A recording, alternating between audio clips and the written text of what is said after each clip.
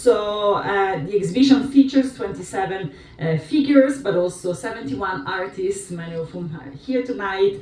And we sometimes invite artists to respond directly to the life of these people. Other times, as curators, we brought together groupings of artworks and languages that would sort of resonate with those lives. So while there isn't a general theme for the exhibition, certainly there are sub-themes or concepts that you encounter, especially throughout site, and that are very much inspired by the life of these figures.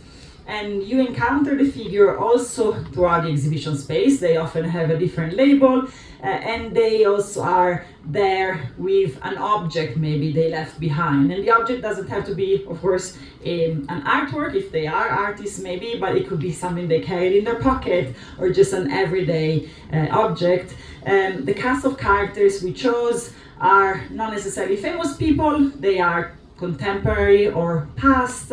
They're real or fictional. They can be a character from a book. They can be something that we invented. They are sometimes famous or unsung. But it was important for me to bring, within this idea of storytelling, to bring the existential experience of a lot of people that have left their mark in this place. As Louis mentioned, we have 14 venues in the show. Site is one, and then they are divided in four clusters. Of course, there is the rail yards. Don't forget to go see the Waffle Garden just behind the building. Downtown Santa Fe has 7 venues. Museum Hill, and then we only have one venue that is not in Santa Fe, in Tesuque, which is called Finquita. The way we chose these venues was also quite important for the show. Of course, this is the 30th anniversary, so we wanted the show to be a sprawling investigation and celebration of the city, but it also was more meaningful in the sense of thinking about the relationship between the artists, the figures, and the venues. So as much as we could, the venues were chosen in relationship to the artists that we wanted to show there, or vice versa. So the venues are not actually just venues, but they are seriously collaborators and partners for both us and the artists themselves. On the facade of site, it's a collaboration between Wang Shui and Mariam Ossehini, and it portrays 2 bodies intertwined with a snake. You can see the beautiful reflection that it casts on the building, and one of her adjusted to fit pieces in which she takes a detail of one of her photographs and stretches it to cover the entire surface of the wall. And these 2 works in dialogue sort of welcome you into the exhibition space. He's a very famous artist. Many of you from Santa Fe know his work. He is in all major collections here. He is known for paintings and woodcuts, but he was also an amazing puppeteer and made lots of different puppets that he would kind of animate in the for different festivities. The background as well is a copy of an original one. And I also want to say that there is an amazing exhibition coming up of his work at the New Mexico Museum, I think starting in July. But what Doña Mala does, she introduces a section of the exhibition that is sort of about the uncanny, or the feeling that we feel or we experience when we see something that looks like us, but it's actually inanimated. So there is this kind of push and pull feeling as we look at dolls and mannequins and different figures. Here you can see 3 incredible paintings by Yun Yao Zhang, a great artist from different ways in Burro Alley, but it was a very, very successful business, and she was also, she's also representing one of the many independent women that came to this part of the world in the 18th century, in the 1800 and early 1900, because there was also a sense of freedom, of liberty that could happen here in New Mexico. She apparently ran a very successful business, made a lot of money that were kept into this beautiful petaca or chest, which is very, very special, incredibly sexualized with pearls and lipstick and a very sensual pose. So Sitzel has kind of got rid of all those details and made this. It's a very impressive sculpture made of wax. So I invite you all to take a closer look without touching the office. This 128 drawings or paintings that are incredibly fascinating. They hover between abstraction and figuration, and as much as you look at them, you start seeing things in them. You see breasts and figures and animals. I don't know, maybe I'm imagining, but the artist is here. She can tell you more about it. And then, of course, in the same session with dolls and puppets is the amazing movies in the heart of the exhibition. We're standing now, we are also showing normally a film by Wael Shwaki, who is an amazing artist from Egypt, whose work is also shown at CCA on a schedule, so please check the map to see when painting made of copper. And on the right hand side of the slide you can see, just here, you can see the very famous but very little seen paintings by D.H. Lawrence, who of course we all know as a very important author. He wrote novels like Lady Chatterley's Lovers, but he also spent time in New Mexico. So every time you encounter an artist who is no longer with us, he or she are in the show because they had ties with New Mexico or relationship with New Mexico. So D.H. Lawrence came in, I believe, 1925 or 26 to be a guest of Mabel Dodge Luhan, who was a woman who sort of created an artist colony in Taos, inviting many famous artists and authors and just cultural people to come to New Mexico. D.H. Lawrence and his wife Frida were also here, and while these paintings were not made here, but they were made, I believe, in Italy, they were shown in the UK in 1927, and they were heavily censored and confiscated by Scotland Yard. They are still censored, they cannot be shown in the UK. But for a long story that I won't say, they actually are located here in the Southwest.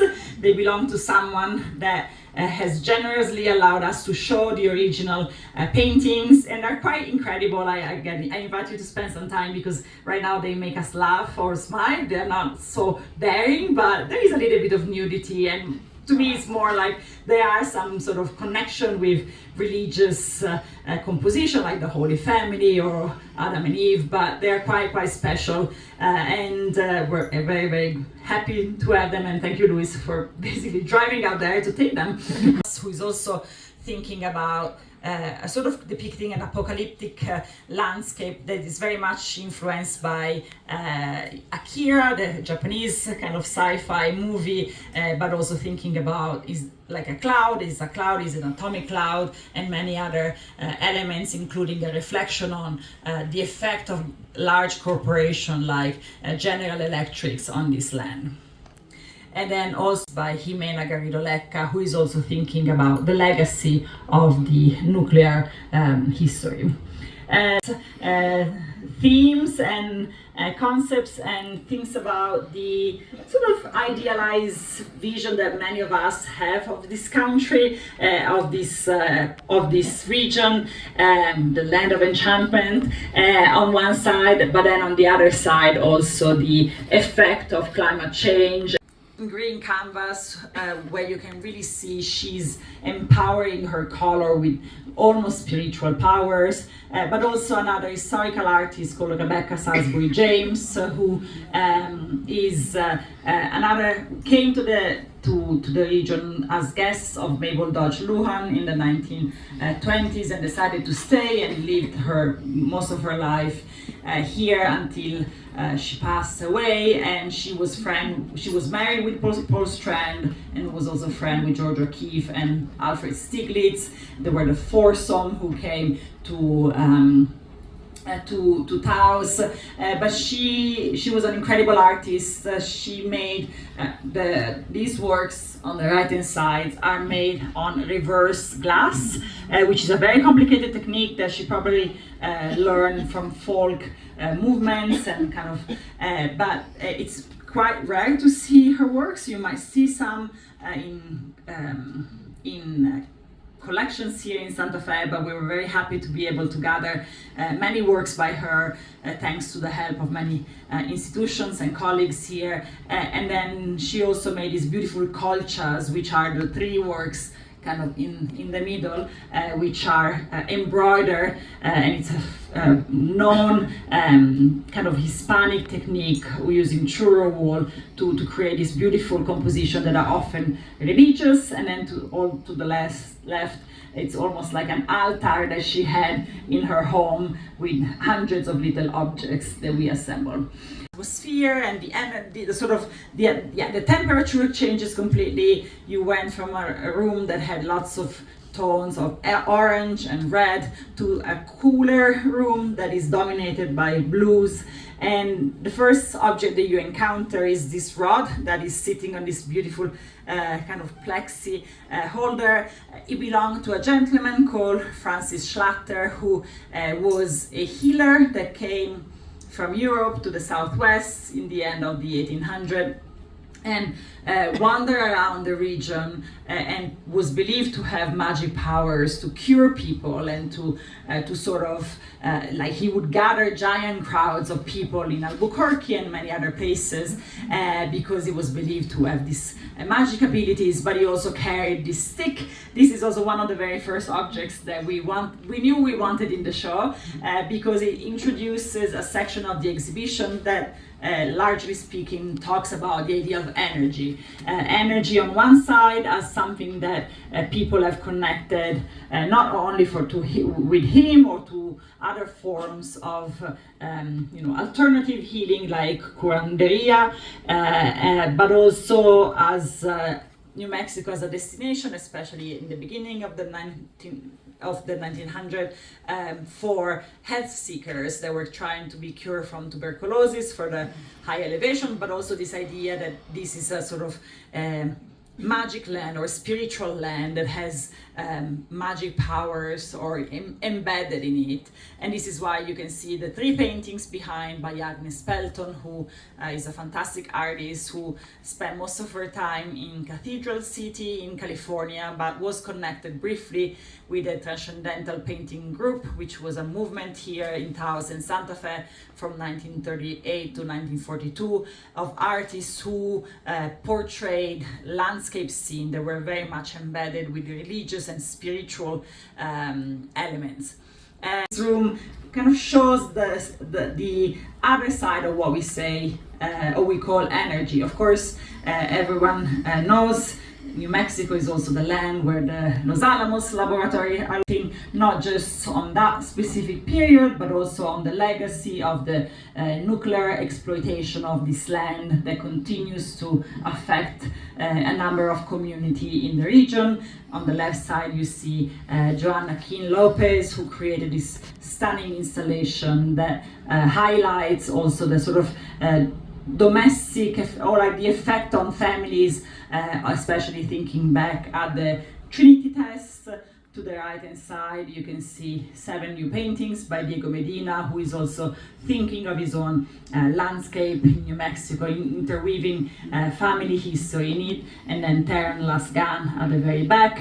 Here in the front, you can see 4 amazing sculptures by Luis Tapia, who is reinterpreting the tradition of santos or traditional wooden sculptures that are often depicting religious themes, but upgrading them with contemporary themes like immigration and women's rights. And then to the right, you can see Will Wilson's photographs of giant uranium mines in Navajo Nation mostly that have been covered by this weird site is in the site lab, the first gallery as you walk to your right.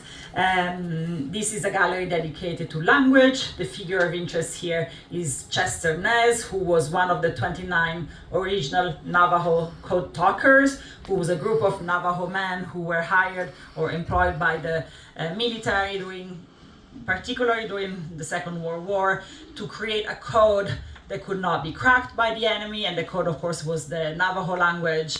And so all around that figure you see artists thinking about language both as a weapon and as a mean or something to be, or like a very strong sign of identity to be repressed. This is a work of Will Rawls on the wall with this sort of alphabet and prints that says you can't escape alive. Here on the white pedestal is a radio by Autumn Chacon, who you heard also from. Louis is going to have a major performance during Indian Market in August, so we'll make sure that you all know about that. Complexity is not just of how to store nuclear waste. This is a video shown on a sort of base made of salt, but she's thinking about the WIP, the waste isolation plant that exists in the south of the state, where atomic waste has been put aside in salt caves that are supposed to both absorb and kind of seal. But the most, besides of course the devastating effect of this in the state, there is also an interesting dilemma on how to communicate the danger of this site in the far future, like 10,000 years from now, 20,000 years from now, when maybe first maybe there won't be people, and if there are people, maybe they won't speak English. And so what is the sign or signage that can be put out to warn people that they should not dig a hole where the atomic waste is? And her idea was to have fluorescent cats or glow-in-the-dark cats that you can see spread around. And then this between the 1940s and 50s, he took several trips across the country to study and do research for Lolita on one side, but also to chase butterfly. In 1941, he comes to Santa Fe and he stays to El Rey Court Hotel, and he apparently got very much in trouble with the police because he was pouring liquid sugar on a trunk of a tree to attract moths and butterflies. We didn't find this police report, so I don't know if this is a legend or not, but he made many sketches in notebooks where he very carefully studied different, butterfly species, mimetism, fly patterns, sexual organs of butterflies. These are the original drawings. They are extremely rare to see. They come from the New York Public Library, and so I invite you to spend time with them because they are really rare. And then he also wrote a beautiful poem about butterflies. And then this room expands on that with work by Simon Lee, Uman, who is a Somalian artist who has this very kaleidoscopic visions of nature, Ishan Kim, who is an amazing artist who is also here somewhere, who made this incredibly sophisticated organic sculpture that feels almost like an organ or like a seed, and then many other artists that sort of expand this idyllic vision of nature, like Pop Chili on the back wall. And then here on the floor you can see the work, a new commission by Rui Zhan, who is an incredible artist from China. She's here somewhere, who sort of, to me, it's almost a vision of the future in which nature has become almost a fossil made of iron and bronze on this gorgeous platform. And on the back you can see photos by Maureen Gruben, who is an artist from the Northwest Territories of Canada, who is kind of very different or seemingly different works. On the left you have Three Tapestry by Marie-Louise Schultz, who is a fantastic artist who has often portrayed through weaving, so through a very traditional technique, computer chips or like digital components of computers, and then in dialogue with these computer drawings by Frederick Hammersley, who was of course an artist many of you might know, but who got the chance to work with the very first art program in a computer at the University of Albuquerque in the middle. Light piece by an Italian artist called Diego Marcon, in which you see two little moles talking to each other in Italian. They read these very, very long scripts that have numbers and sums and additions that don't make any sense. They don't sum up, but you can learn a little bit of Italian numbers. At the Palace of the Governors, two artists, Daisy Quesada Ureña and Cherise Weston, took over 2 rooms of this important building and brought their work. I'm not going to talk about that because Daisy is going to talk about that very, very soon. So I don't want to spoil, but go visit. And this is a good example of a venue that I think, of course, many of you from Santa Fe are very familiar with, but you might not have been back since you were a kid. And so this is a way for contemporary art and for the international to take you back to a historical place in Santa Fe and look at it through different eyes. This is the work of Cherise. At Best Days, just across the street, at the Cannabis Lounge, into a toys factory where you can gently hug the sculptures. A rendition of Pablo Picasso's Guernica with burned wood and other elements. You can maybe recognize the horse here, but he also reproduced that as a mural in vinyl, but instead of the famous characters of the paintings, each element is actually an individual or creature or something connected to the history of Santa Fe and New Mexico. Of David Horowitz, again, it's a very fascinating story, but I'm not going to talk about it because David is here and he will talk about it in a second. But you can see these great views. A sort of floating fairy tale bed by Agnes Scherer. And this is a good example of a collaboration in which the artist was really, really interested in thinking about the collection of the museum, the mission of the museum. Zhang Zhu Zhang, who I think is also here, turned a gallery that is underground into an amazing installation completely covered by paper. He makes gorgeous sculptures that are made of paper and often are very elaborately crafted into these statuettes that are often also used for funerary rituals in Taiwan, where he comes from. And so besides his work, which is really fascinating, you will also see a number of vitrines where we arranged objects from the collections, from other cultures also, and thinking about funerary rituals. And yeah, Jean was very interested in that and play in their own practice. I would like to start with Daisy, if it's okay, because you're the first in line. Maybe I just start, and you will see some pictures of their projects with captions there. So I'd like just to maybe just ask you to describe, for those of us that haven't seen your work at the Palace of the Governors, if you can describe a little bit the project, and especially I'm interested in hearing how the place, that specific building, which is so layered with so many histories and cultures, has influenced the way you thought about your own project there. So thank you, Cecilia, and everybody for being here. I'm in room 11 of Palace of the Governors, and I'm based here in Santa Fe, New Mexico, and just the general Southwest region area. I will speak louder. Okay, I will put it here. Right. One thing when I was proposed with the possibility of installing in there was thinking about my responsibility, being from this area, thinking about everything that has happened here, like contact, pre-contact, and the impact that building has had and continues to have on the peoples here. So as I was going through that, I was having conversations with different community folks, different people that I respect and acknowledge, just brainstorming, what is it that is important? What is it that's relevant? What is it that we need to be having a conversation in this public sort of forum and space? And a lot of it sort of revolved around colonization, which is sort of the base of that building, right? So being built in 1610, that was when the Spanish arrived, and there was a lot of sort of violence and histories in that. And what I ended up doing in that installation was drawing on that and thinking about it, but also being mindful and respectful and trying to create a space that's maybe not specifically aggressive, but considers it more methodically. So in the installation itself, there's multiple shoring posts. So we're thinking about lifting up, exposing, and stabilizing the history of that architecture and what it means. And then within those shoring posts, there's different moments and elements that talk about the histories here.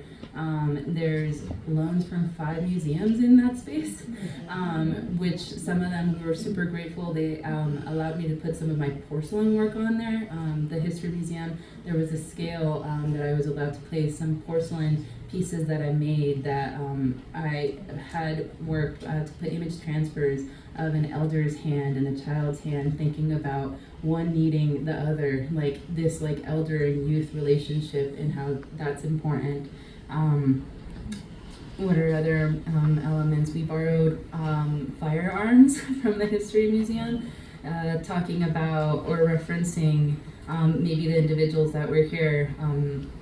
There's specific sort of content to each one, but the one that maybe is more prominent is the middle one that belonged to an Alfred Brown that was part of the Confederacy that was here. And that's all in its own display case. And when we were putting that and working on it, one thing I was talking with some of my friends was like, what does it mean to disarm a firearm? How does that work? How do you display that? Is it plastic? I mean, the other thing is, it's interesting. It's like the garden itself is kind of that threshold where the plastic plants are going to kind of interweave and dance with the volunteer flora and fauna, and it's going to kind of become this nest space, because it's honestly it's a pretty rough space, but you were so smart in creating literally like a choreography through the use of very, very simple material like just incandescent lights and of course your wonderful work. But there is also a sense of you're depicting like fragmented bodies everywhere. So I'm just curious if you can talk a little bit about the human figure. We see the feet in the window, and as you look closely, there is a little thing that spins earth inside. So there are, you get overwhelmed by the kind of roughness of the space, but you brought like very intimate looking inside. So talk to us a little bit about the choreography of the space and how you came up with ideas of using lights and structures. The space, I think, it's kind of more relation which I'm finding way to know this housing society, the working housing society is really tiny houses, no? And it's really interesting I grew up there, is kind of learning from them to know how they choreograph these small houses, because 4-3 people live, 4-3 families live in one, 10 by 12 feet size of house, it's not that much enough space. So where they work, where they do these art activities, theater practice and others. So they keep all these objects together. So it's a really interesting to chaos, but they try to manage to live that life also, to know that keeping that relation with this fake mask where they do theater practice, but there are working gloves where they hang on these houses. So and this bulb is always I thought it's kind of really interesting element also to make more dramatical, because I always really inspire from theater, because of my father's scripts also, because I always use his reference from my work, and these are a lot of the figment of the body parts is kind of using this space because of the this whole relationship of the caste politics as in India is really chaos, and how the upper caste people using lower caste people still as a there is no human relationship. There is still they're using as an objective to using for them work, to working for the sanitized places, working for these manhole areas where they're not allowed to clean. So, and then the spaces, it's actually making them also skin, see the metal is kind of more unfinished hard skin reaction of this material also to how they work in these places. You are there today. Did you count them? Yeah. Just don't put it on Instagram if you steal it. No, people always ask me, has anyone got hurt? And then We don't talk about that. I was like, my daughter fell. She's not hurt. And she was not allowed to walk through the marbles. You're supposed to walk around the marbles. Oh, I ran through it. I'm so sorry. Not allowed. Not allowed. If anyone asks me, I'm like, well, I say it's fine, but they say it's not.